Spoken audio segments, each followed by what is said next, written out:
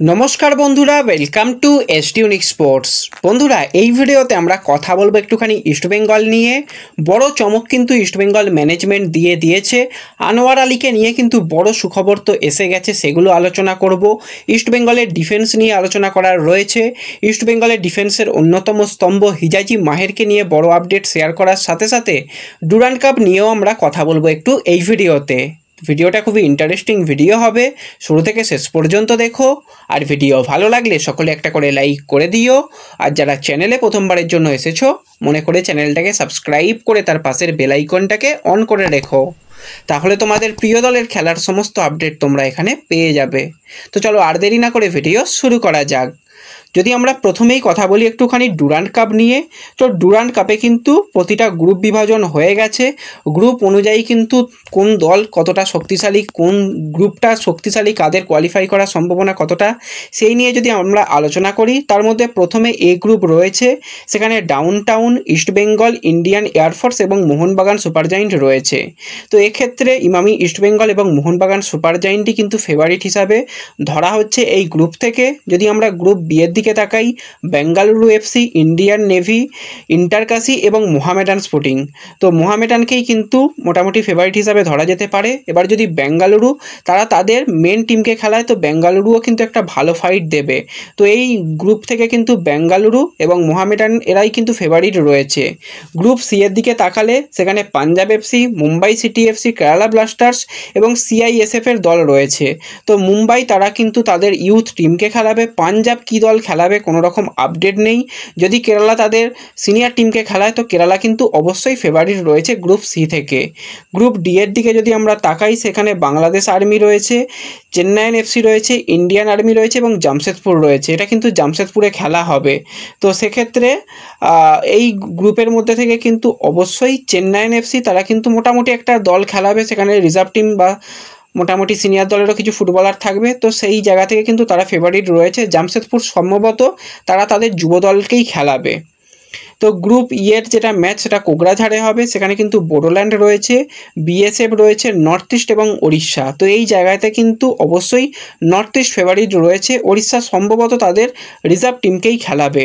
Group F এর দিকে যদি আমরা তাকাই, তো সেটা কিন্তু শিলংয়ে ম্যাচ হবে। এফসি গোয়া রয়েছে, হায়দ্রাবাদ এফসি রয়েছে, শিলং লাজং রয়েছে, আর আরও একটা দল রয়েছে টিএএফএ। তো সেই জায়গা থেকে কিন্তু অবশ্যই এফসি গোয়া যেই দলকেই খেলাক না কেন তারাই কিন্তু ফেভারিট রয়েছে। হায়দ্রাবাদ তারা তাদেরও দল নামাতে পারবে কি, সেই নিয়ে তো যথেষ্ট সংশয় রয়েছে। তো এরকমই গ্রুপ রয়েছে। ফিক্সচার আশা করা যাচ্ছে কয়েকদিনের মধ্যেই সামনে এসে যাবে। অফিসিয়াল ফিক্সচার এসে গেলে তোমাদের অবশ্যই জানিয়ে দেব। তার জন্য যারা এখনও পর্যন্ত ফেসবুক পেজে জয়েন হওনি, ফেসবুক পেজে জয়েন হয়ে যাও। সেখানে কিন্তু সমস্ত লেটেস্ট আপডেটই শেয়ার করা হবে। এরপর যদি আমরা সরাসরি চলে আসি একটুখানি ইস্টবেঙ্গলের দিকে, প্রথমেই আমরা ইস্টবেঙ্গলের জর্ডানের সেন্টার ব্যাক হিজাজি মাহেরকে নিয়ে কথা বলবো। তো হিজাজি মাহেরকে নিয়ে একটুখানি সমস্যা হচ্ছিল যে বিদেশ মন্ত্রকের তরফ থেকে যেটা ব্যাপার সেটা মিটছিল না। তো যেটা কালকেই তোমাদের রাতের দিকেই জানিয়ে দিয়েছি ফেসবুক পেজে, সেই আপডেটটা হচ্ছে হিজাজি মাহের কিন্তু কলকাতায় আসতে চলেছে। সব কিছু ঠিকঠাক থাকলে কিন্তু আজকেই মোটামুটি সন্ধ্যাবেলা এসে যাওয়ার কথা রয়েছে। আজকে যেহেতু শুক্রবার, সেরকমই কিন্তু আপডেট এসেছে। তো হিজাজি মাহেরের জন্য এতদিন ধরে অপেক্ষা করা হয়েছে। হিজাজি মাহের কিন্তু কলকাতায় আসতে চলেছে, এরকমটাই আপডেট বেরিয়ে আসছে। এবার যদি আমরা একটুখানি ইস্টবেঙ্গলের ডিফেন্সে দুজন ভারতীয় প্লেয়ারকে নিয়ে কথা বলি, তো জাতীয় দলের প্লেয়ার হিসাবে কিন্তু এতদিন লালচংনুঙ্গা ইস্টবেঙ্গলের দলে ছিল। এবার কিন্তু সেই জায়গাতেও আনোয়ার আলী নাম লিখিয়ে ফেলেছে। তোমরা সকলেই মোটামুটি জেনে গেছো, কালকেও জানিয়ে দিয়েছি, তবু আর একবার জানিয়ে দিচ্ছি। 5 বছরের চুক্তিতে কিন্তু ইস্টবেঙ্গলে সাইন করে দিয়েছে আনোয়ার আলী। এখনও বেশ কিছু আইনীয় জটিলতা থাকবে। জটিলতা হলেও কিন্তু এটুকু বলে রাখছি যে ব্যান কোনো রকম আনোয়ার আলীর উপরে হয়তো লাগবে না, কারণ সে জাতীয় দলের ডিফেন্ডার। সবসময় কিন্তু প্লেয়ারের কথা ভাবা হবে, তারপর বাকি কিছু। তো আনোয়ার তো নিজের ইচ্ছায় তো সাইন করেছে, তো সেক্ষেত্রে আনোয়ার যেটা বলবে সেটাই কিন্তু হবে। সে যেহেতু নিজের ইচ্ছায় সাইন করেছে ইস্টবেঙ্গলে, কোনো রকম অসুবিধাই নেই, এটুকু বলতে পারি। বাদবাকি এত আইনি জটিলতা নিয়ে আমরা এখন ভাবছিই না। তো আনোয়ার আলী কিন্তু ইস্টবেঙ্গলেই খেলবে। 5 বছরের কিন্তু দীর্ঘমেয়াদী চুক্তি, পার্মানেন্ট ডিলে কিন্তু ইস্টবেঙ্গল তাকে সাইন করিয়েছে। তো এই দুজন প্লেয়ার ডিফেন্সে যখন এসে যাচ্ছে, ইস্টবেঙ্গলের ডিফেন্স কিন্তু অনেক বেশি বেশি সলিড হয়ে যাচ্ছে। হিজাজি মাহেরের সঙ্গে কিন্তু আনোয়ার আলী একদম ফার্স্ট চয়েস থাকবে। সাইড ব্যাকে যদি আমরা কথা বলি তো সেক্ষেত্রে কিন্তু কিছুটা মানে লেফট সেন্টার ব্যাক বা লেফট ব্যাকেও খেলে দিতে পারে। সেক্ষেত্রে লালচুংনুঙ্গা 3 ডিফেন্সেও ইস্টবেঙ্গল যেতে পারে, বা 4 ডিফেন্সে গেলে কিন্তু প্রভাত লাগড়া। দুর্দান্ত ইস্টবেঙ্গলের ডিফেন্স লাইন হয়ে যাচ্ছে। আমরা এতদিন ইস্টবেঙ্গলের ডিফেন্স লাইন নিয়ে যথেষ্ট চিন্তায় ছিলাম। আনোয়ারার আশায় কিন্তু ইস্টবেঙ্গলের ডিফেন্স অনেক বেশি শক্তিশালী হয়ে গেছে।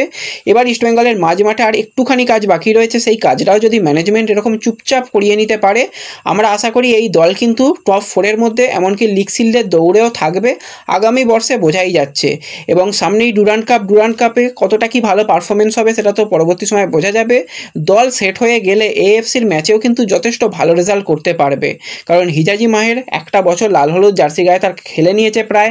লালচুংনুঙ্গা এক্সপিরিয়েন্স প্লেয়ার, আনোয়ার আলীকে নিয়ে নতুন করে কিছু বলার নেই। তার ডিফেন্স কোয়ালিটি অসাধারণ এবং দেশের অন্যতম সেরা ডিফেন্ডার। ধারাবাহিক লাস্ট কয়েকটা বছর কিন্তু আনোয়ার আলীর পারফরমেন্স আউটস্ট্যান্ডিং। তো সেই জায়গায় কিন্তু কার্লেস কোয়াদ্রা তার ডিফেন্সের শক্তি কিন্তু বাড়িয়ে নিল। লালচুংনুঙ্গা, আনোয়ার আলী এবং হিজাজি মাহেরের ডিফেন্স কিন্তু দুর্দান্তভাবে ইস্টবেঙ্গলকে লং টাইম সার্ভিস দেবে। দীর্ঘমেয়াদী চুক্তি রয়েছে, তোমরা সকলেই জানো। লালচুংনুঙ্গার সঙ্গে হিজাজি মাহেরের সঙ্গে 2 বছরের চুক্তি করা হয়েছে, আর আনোয়ার আলীর সঙ্গে 5 বছরের চুক্তি। এবার ইস্টবেঙ্গল কিন্তু আর 3 বছর নয়, অনেক চুক্তিই কিন্তু এবার 5 বছরের দেখছে। তো সেক্ষেত্রে অনেক ডিলই কিন্তু পরবর্তী সময় করা যাবে, তো সেগুলো নিয়ে পরে আলোচনা করা যাবে। তোমরা কতটা খুশি হিজাজি আসছে, আনোয়ার আসছে, তোমরা অবশ্যই কমেন্টে জানিও। আর ভিডিও ভালো লাগলে লাইক শেয়ার করে দিও। তো দেখা হচ্ছে পরবর্তী ভিডিওতে। ধন্যবাদ।